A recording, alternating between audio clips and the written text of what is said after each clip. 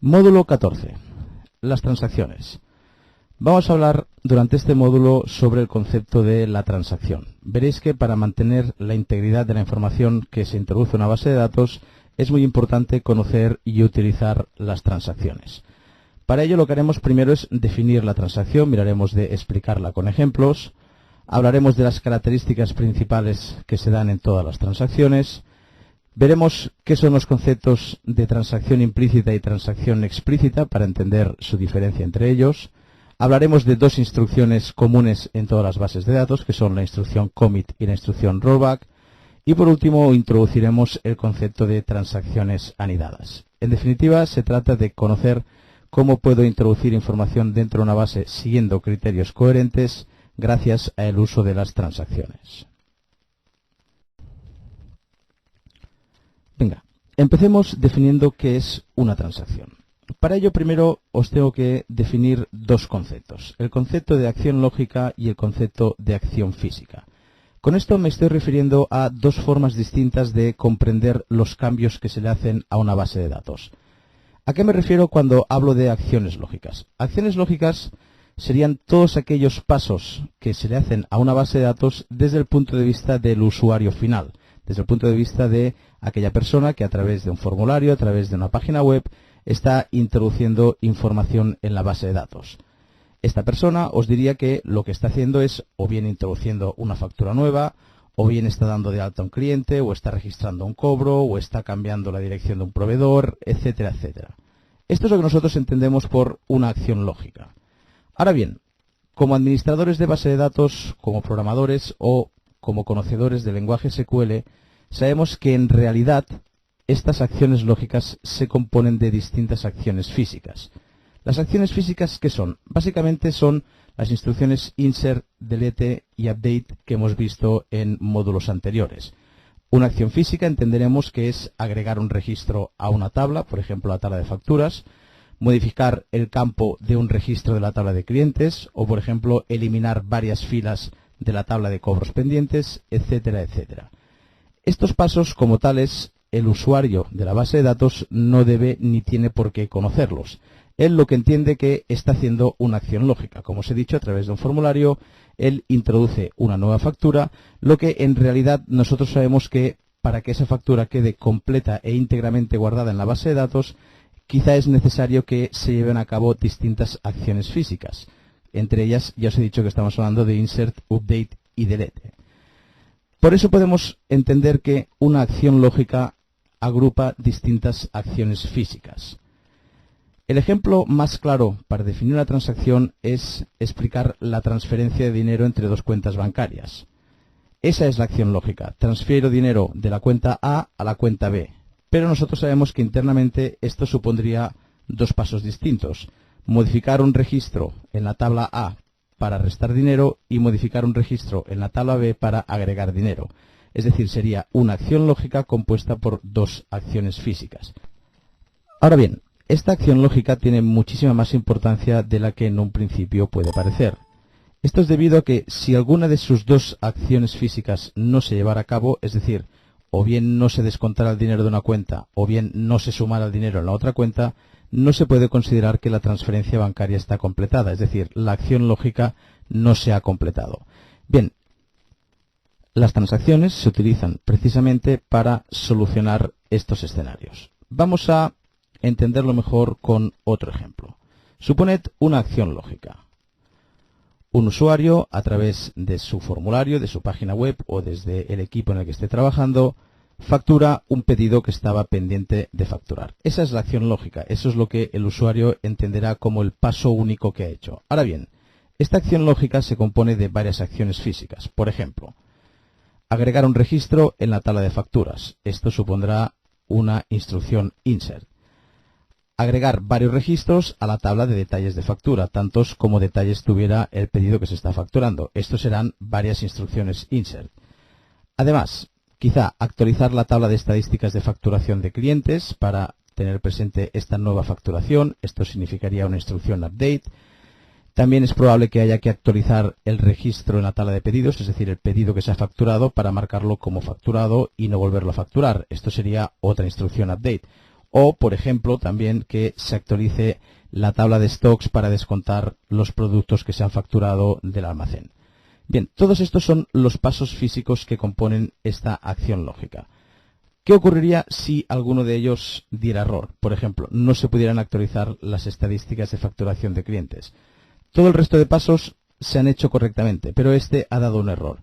Desde el punto de vista de factura, no se puede considerar que la factura ha sido completada, porque toda la información tal y como debe quedar en el servidor de base de datos después de que el pedido ha sido facturado no es correcta, porque no tendremos registrado esta facturación en las estadísticas de cliente.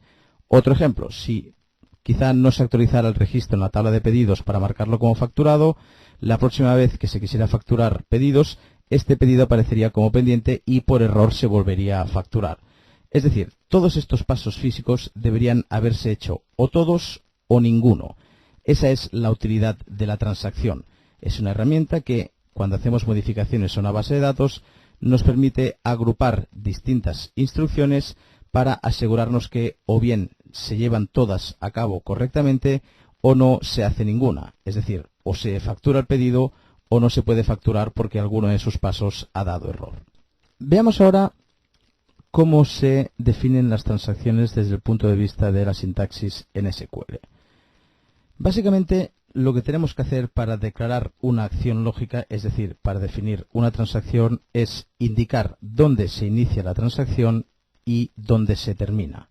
De esta forma, todas las instrucciones que hayan entre estos dos puntos se consideran instrucciones pertenecientes a la misma transacción. Fijaros, para iniciar la transacción se suele utilizar la sintaxis begin transaction. Cuando el servidor recibe esta instrucción, es notificado de que todas las instrucciones que vengan a partir de ahora y hasta que no se indique lo contrario son instrucciones que pertenecen a una acción lógica, es decir, a una transacción. En este caso, esta transacción tiene dos acciones físicas, dos updates, sumándole uno a las existencias, pues en el primer caso del producto 1 y en el segundo caso del producto 2. Son dos acciones físicas dentro de la transacción. Hasta aquí muy sencillo. Ahora bien, ¿cómo se indica que la transacción ha terminado? Para indicar que la transacción ha terminado se puede hacer de dos formas. Una, diciendo que la transacción ha terminado bien y por lo tanto se confirman todos los cambios, que esto sería con la instrucción commit, o bien indicando que la transacción ha terminado mal porque alguno de sus pasos no se ha podido realizar y por lo tanto le solicitamos al servidor que deshaga todos los cambios que hemos hecho. Esto se consigue con la instrucción rollback. Fijaros, vamos a probarlo paso por paso. Antes que nada, vamos a ver qué información hay en la tabla de productos. Ejecuto solo esta instrucción.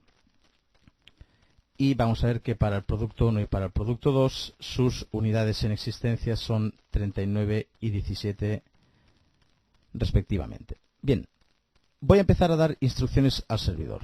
La primera instrucción que le envío es begin transaction. Ejecuto esta instrucción y ahora el servidor tiene conocimiento de que todas las próximas instrucciones que se envíen desde esta conexión hacia la base de datos pertenecen a una misma transacción. Voy a realizar el primer cambio. Este sería el primer paso que realmente ha afectado a las unidades en existencia del producto 1 y les ha sumado 1. Voy a realizar el siguiente paso. Lo selecciono, lo ejecuto y se han modificado las existencias del producto 2. Si yo ahora le envío una instrucción de fin de transacción, pero concretamente la instrucción rollback, le estoy indicando que todos los pasos pertenecientes a esta transacción los tiene que deshacer porque toda la acción lógica no se puede considerar como confirmada. Ejecuto esta instrucción y si ahora vuelvo a comprobar que tenemos en la tabla de productos, veremos que los stocks no se han modificado. Es decir, que para el producto 1 y para el producto 2 seguimos teniendo 39 y 17 unidades en stock. Vamos a probar qué hubiera ocurrido si hubiéramos terminado con un commit. Es decir, primero, inicio la transacción, ejecuto la primera acción física, ejecuto la segunda acción física y ahora le digo que esta transacción termina con confirmación, es decir, con la instrucción commit. Si ahora vamos a comprobar qué es lo que ha quedado en el servidor, veremos que ahora sí que se ha registrado este cambio. Ahora sí que las unidades en existencia han sido modificadas. Esto es gracias a que la instrucción commit ha confirmado la transacción y por lo tanto todos los cambios que se han hecho en esta transacción se consideran cambios confirmados. Por lo contrario, hemos visto que cuando la transacción termina con rollback, se deshacen todos los cambios que pertenecían a esta transacción. Hablemos ahora de las características de las transacciones. Pero antes, tened presente lo siguiente.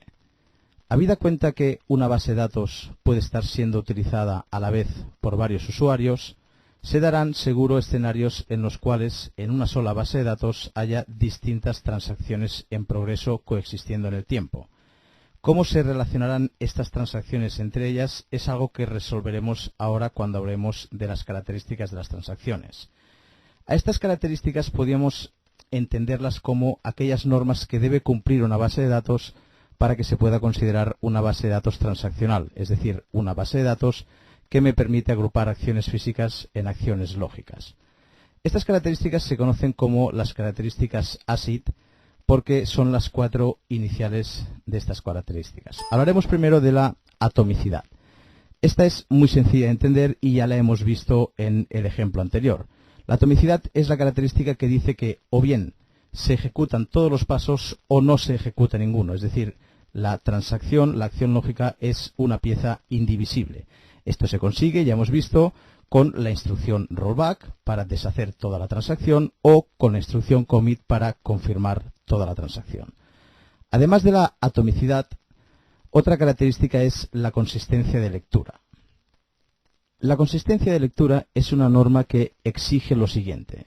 Todos aquellos cambios que se hayan producido por una transacción que todavía no ha sido terminada, es decir, o no se ha confirmado o no se ha deshecho, son cambios que no deben poder ser comprobados por otros usuarios. Es decir, dentro de tu propia transacción, los cambios que tú hagas sí que los podrás ver. Ahora bien, cualquier otro usuario, desde otra transacción, cuando haga una consulta a los registros que estás modificando en tu transacción, no debería ver los cambios. Esto es lo que se llama no acceder a datos no confirmados. Tened presente que si se toman decisiones respecto a cambios todavía no confirmados, en caso de que luego estos cambios se deshagan, estas decisiones se habrán tomado respecto a datos no reales. Por lo tanto, es importante que los cambios que se hagan en una transacción no sean visibles para el resto de usuarios hasta que la transacción se haya confirmado. Esto es lo que exige la norma de consistencia de lectura. La tercera letra de la palabra ACID es isolation, que quiere decir aislamiento. Es similar al anterior, pero ahora afecta no a cuando un usuario quiere consultar un dato que está siendo modificado en otra transacción todavía no terminada, sino cuando otro usuario quiere modificar. Suponed que vuestra transacción modifica un registro en una tabla y antes de terminar vuestra transacción, desde otra transacción se intenta modificar ese mismo registro. Para evitar problemas, las bases de datos tienen que aislar esta información y esto se consigue con los bloqueos. Lo que ocurrirá es que la segunda transacción tendrá que esperarse a que termine la primera transacción para poder realizar su cambio. Gracias a esto se evita que aquellos cambios que habéis hecho en vuestra transacción no se vean alterados por cambios hechos desde otra transacción, hasta que confirméis vuestra transacción y entonces sí que se pueda llevar a cabo el cambio desde la segunda transacción. La última norma es la norma de la durabilidad. Esta norma exige que cuando se confirmen los cambios en una transacción, estos cambios sean permanentes. Básicamente esto es una exigencia a la base de datos. Nunca, por ningún motivo, ni siquiera si se va la luz, se puede considerar aceptable que los cambios hechos en una transacción ya confirmada, con el commit ejecutado, se pierdan. Bien, intentemos demostrar una de estas características con un ejemplo práctico. Vamos a hablar de la característica del aislamiento, del bloqueo. Recordad que era la letra I de la palabra ACID, que viene de la palabra isolation. Hemos dicho que cuando se intente modificar un registro que está siendo modificado por otra transacción en curso, recibiremos un bloqueo y nos tendremos que esperar a que finalice la primera transacción. Para comprobarlo, lo que he hecho es establecer dos conexiones distintas contra el servidor. Cada una de estas ventanas es una conexión distinta contra el servidor. La primera conexión lo que hace es lo siguiente: inicia una transacción y luego le suma 1 a las unidades en existencia del producto 1 de la tabla de productos. La segunda conexión también inicia transacción, pero lo que hace es tocar en este caso otro campo, el precio unidad, le resta 1, pero del mismo registro, del registro cuyo ID de producto sea igual a 1 dentro de la tabla de productos. Fijaros, voy a ejecutarlo paso a paso. Por un lado, lo primero que haré es iniciar la transacción en la conexión A, ejecuto, y luego realizaré el primer cambio. La transacción de la conexión A es una transacción que está en marcha y por lo tanto los registros que haya modificado esta transacción no pueden ser modificados por otra transacción. Vamos a probarlo. Aquí inicio otra transacción, ningún problema porque es una conexión totalmente distinta, y cuando intento hacer la modificación no me devuelve error, pero no me termina de ejecutar la instrucción, está en espera. Es una instrucción que aquí va avanzando el tiempo de duración de la instrucción, que está bloqueada. ¿Bloqueada hasta cuándo? Estará bloqueada hasta que esta otra transacción termine, que es la transacción que está bloqueando precisamente el registro que se quería tocar desde esta transacción. Tanto si terminara con commit o con rollback, da igual, se consideraría final de transacción, registro liberado y por lo tanto entonces se terminará de ejecutar esta instrucción. Fijaros, confirmo la primera transacción y automáticamente la segunda transacción se ha desbloqueado y ya ha continuado su trabajo. Ahora sería cuestión de o bien confirmar o bien hacer rollback para terminar esta otra transacción. De esta forma hemos visto cómo los registros que están siendo modificados por una transacción no pueden ser modificados por otra transacción, y para ello lo que ocurre es que la base de datos establece un bloqueo en el registro o los registros que están siendo modificados por la primera transacción. A esto es a lo que le denominamos la característica de aislamiento, isolation, que es la letra I de las características ACID de las transacciones. Bien, llegados a este punto es muy importante que distingamos los conceptos de transacciones implícitas y transacciones explícitas. Esto será muy importante que lo tengáis presente cuando estéis trabajando con vuestro servidor. Básicamente, cuando se trabaja contra una base de datos, esta base de datos puede estar configurada para que sus transacciones sean explícitas o implícitas. Cuando se ataca un servidor de SQL de Microsoft o de Microsoft Access, normalmente las transacciones son explícitas. ¿Qué quiere decir eso? Quiere decir que nosotros explícitamente tenemos que indicar dónde se inicia la transacción y dónde se termina la transacción. Ahora bien, existen otro tipo de base de datos o otro tipo de configuraciones, como por ejemplo ocurre con las bases de datos de Oracle, donde las transacciones se consideran implícitas, es decir, no es necesario que indiquemos dónde inicia la transacción. Cuando una base de datos trabaja con transacciones implícitas, nunca se suele poner la instrucción begin transaction. ¿Esto por qué es? Porque se considera que todas las instrucciones pertenecen a una transacción. ¿Dónde se inicia esta transacción? Pues bien, en el momento de que se establece la conexión o justo después de haber terminado la última transacción. Es así de sencillo. Cuando las transacciones son implícitas no debemos indicar dónde empieza la transacción, porque el servidor considerará que después de terminar una transacción, todas las siguientes instrucciones pertenecen a la siguiente transacción sin necesidad de indicar el begin transaction. Esto, que parece que no puede llevar problemas, es importante que lo tengáis presente, porque ¿qué ocurre cuando trabajamos con una base de datos que tiene transacciones explícitas y no indicamos nada? Es decir, suponed una base de datos donde las transacciones se deben definir, porque es una base de datos que trabaja con transacciones explícitas, es decir, es necesario el begin transaction, pero nos encontramos con una instrucción aislada. ¿Esta instrucción pertenece o no a una transacción? Debéis considerar en estos casos que se está aplicando una transacción implícita. Cuando una transacción se envía aislada a un servidor, es como si delante le pusiéramos el begin transaction y al final le pusiéramos el commit. No hay problema porque si esta instrucción falla no hay que deshacer nada más porque es la única instrucción de la transacción. Ahora bien, tened presente que cuando en una base de datos con transacciones explícitas ejecutáis esta instrucción individual sin decir nada, ya se considera instrucción confirmada. Por lo tanto, después de ejecutarla, ya no se puede deshacer con la instrucción rollback.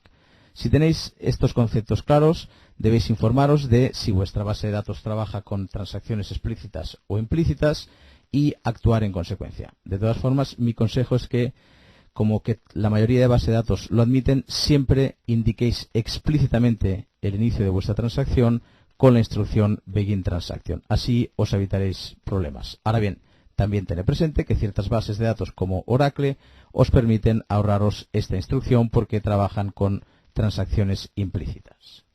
Pues venga, para finalizar este módulo dedicado a las transacciones, dejadme que os introduzca un concepto un poco avanzado. Se trata de las transacciones anidadas. Es muy sencillo. Vosotros ya habéis comprendido que toda una serie de instrucciones pueden estar encapsuladas dentro de una transacción. Esto quiere decir que al finalizar la transacción, si lo hacemos con commit, todas las instrucciones se confirman y si lo hacemos con rollback, todos los cambios, todas las instrucciones se deshacen. Ahora bien, existe el concepto de la transacción anidada que lo que me permite es, dentro de una transacción, poder distinguir subtransacciones. ¿Qué ventaja tiene esto? Básicamente tiene la ventaja que podemos deshacer hasta un punto concreto. Cuando tenemos una transacción anidada, como es este caso, podríamos utilizar una instrucción que deshaga solo los pasos pertenecientes a esta subtransacción y mantenga la transacción que lo engloba todo todavía vigente con este cambio como cambio realizado. Lo mismo podemos hacer con otro conjunto de instrucciones. Básicamente, quedaros con que la transacción anidada lo que permite es deshacer cambios en una transacción, pero no todos de golpe, sino solo una serie de cambios concretos. Primero, esta funcionalidad, tened presente que no se dispone de ella en todas las bases de datos. Deberéis informaros si vuestra base de datos os permite trabajar con transacciones anidadas. En caso de que sea así, las sintaxis a utilizar van a variar mucho según la base de datos. Yo os voy a hacer una demostración utilizando, como siempre, el servidor SQL de Microsoft y veréis que, básicamente, más que instrucciones anidadas, lo que haré es definir puntos de guarda, lo que se llaman save points. Después de un conjunto de instrucciones, puedo definir un save point y más adelante puedo hacer un rollback, pero solo hasta este save point. Es decir, todas las instrucciones anteriores no se desharán. Fijaros en este ejemplo. Insisto en que esta es la sintaxis necesaria para Microsoft SQL Server. Como siempre, debéis informaros según vuestra base de datos cuál es la sintaxis a utilizar para crear transacciones anidadas. Fijaros, aquí tenemos lo siguiente. Se inicia una transacción que engloba todos estos pasos, hasta el final de la transacción, hasta el commit. ¿Qué cambios hace? Por un lado, una modificación en la tabla de productos y a continuación se establece un save point. Este save point se tiene que entender como si dijéramos que hasta aquí todo va bien. Es decir, hasta aquí estos cambios de momento son cambios que se han producido con éxito. Después del save point hay otra modificación que es la segunda dentro de esta transacción y a continuación hay un rollback parcial. Es decir, un rollback con el cual le digo que deshaga la transacción pero hasta el save point al cual le he llamado tr1. Esta instrucción lo que hará es deshacer solo los cambios hasta este punto de guarda. Por lo tanto, solo deshará este cambio. Pero este primer cambio, que es anterior al punto de guarda, se mantendrá como un cambio realizado. Cuando al final confirmo la transacción, se confirmará solo este primer cambio. Vamos a comprobarlo. Fijaros, primero veamos qué es lo que tenemos en el precio unidad de los productos 1 y 2. Ejecuto solo esta instrucción. Y me dice que el primer producto tiene un precio de 37 y el segundo de 22. Bien, lo que voy a hacer es ejecutar toda la transacción de golpe. Le voy a enviar todas las instrucciones de golpe al servidor.